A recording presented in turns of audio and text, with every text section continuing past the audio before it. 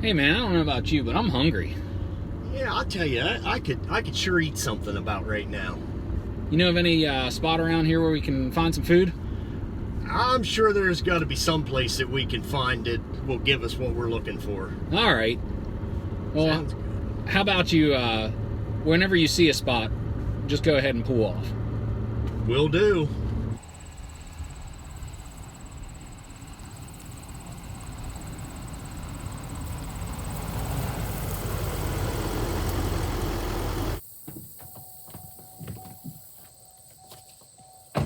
Hey man, I said I was hungry. This doesn't quite look like the Golden Arches here. Well, you know, it was kind of like you said you were hungry, so we're going to go out and see what we can find. And honestly, let's drop the tailgate, and this is kind of what we're talking about, right? Yeah, no kidding. Well, but I don't understand. How does this have anything to do with all this? Well, you know, you think about it for a minute. I mean, these kids, they're all going to go to school and stuff like that, and they go with their parents to the grocery store and they say, hey, this is where our groceries come from, right? Yeah, right, yeah. And we're going to kind of give them a little bit of education on, you know, it starts here.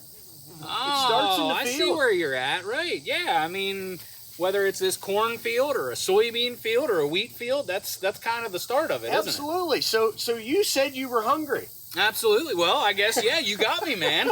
Here we are. Here the we source of are. it all. Yeah, so looking at it from this standpoint, I mean, I bet the kids didn't know. I bet they have no idea that here in Pennsylvania, we grow about 1.5 million acres of corn every year. 1.5 million acres. 1.5 million. Isn't that a lot of acres of corn? That's probably a couple of kernels, isn't it? That's a lot of corn. But in reality, Pennsylvania is a corn deficit state.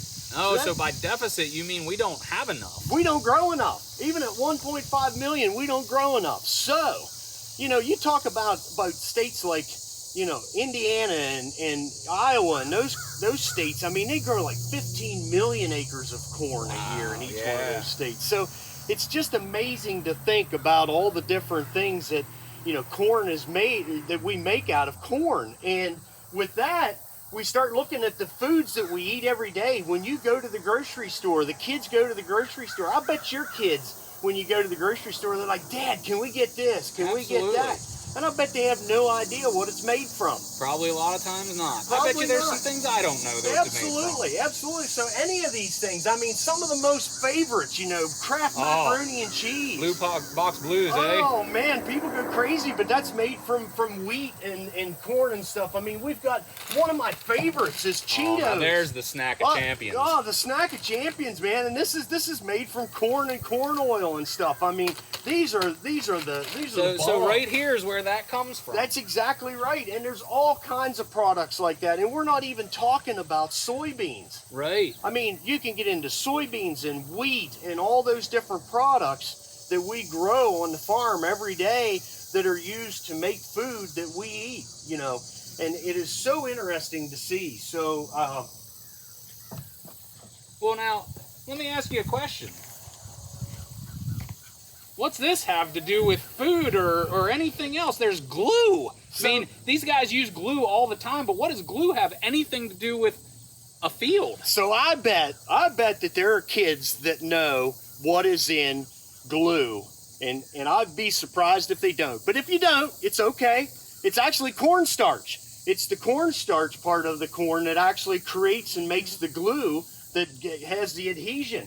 We also see Band-Aids. I bet you didn't know that Band-Aids were use corn and soybean products out of that to make Band-Aids. That's awesome. Yeah, there's all different types of things like that. So the next time you go to the grocery store, this is a really interesting fact. When you go to the grocery store with your parents and you're walking around the grocery store, one of the most interesting things you'll see is the ingredients label on a side of a box or any product that you have like that. And if you look down over that, you'll actually see a lot of the different ingredients, and there might be cornstarch or cornmeal or soy type products. You'll find those ingredients you can actually tell your parents that, hey, I learned this at the farm fest and stuff. I learned about these ingredients and stuff. So what you're telling me is, in all sincerity, none of this stuff came from the grocery store, huh? Well, I mean, think about it a minute. It does come from the grocery store, okay? But every time you go to McDonald's, every time you go to Burger King or Pizza Hut or wherever it is that you go, some of the products that were grown in this field or these fields around here, they are being the products that are being made that you're eating. And a lot of your favorite things that you eat are made from the products that are grown in these fields first. So this is the start of the story, huh? I mean, it all kind of starts here, and then from there, it's gonna get harvested and hauled and processed and things, and then you and I get to partake in the farmer's hard work. Absolutely. I mean, you think about it for a minute. The farmer starts his process of growing this crop in early spring, and he takes a chance on putting that seed in the ground and having it get started and grow to the point where it is now. We're not too many weeks away from harvest, and as this gets harvested and goes to the mills, it either goes for animal feed or it goes for human consumption. Human consumption is these products that are being made for you to be able to eat. So, I mean, I laugh every year at this whole thing, this whole process of how it continues year after year after year. We have more and more people in this country to feed every single year. And in the state of Pennsylvania, every farmer feeds roughly about 160 people. 160 people. 160 people. That's a lot of people. That's a lot of people. So every farmer in the state of Pennsylvania is contributing to feeding you every single day. And that's something that's really, really important as a take-home message to take home, to remember that, you know, the work that they put in is not easy. It's very, very hard. They take a lot of chances and stuff, but ultimately the goal is to feed the people, and that's what our job is. All right, so one last thing here. I'm still hungry. You know, this is a lot of good information, but hey, what do you say we go grab something? Because all this talk about food and stuff, and I don't know.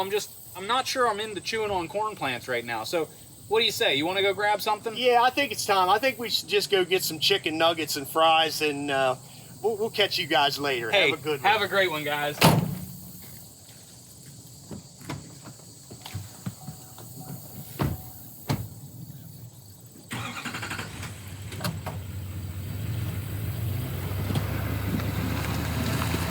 That concludes this Pioneer Agronomy video podcast.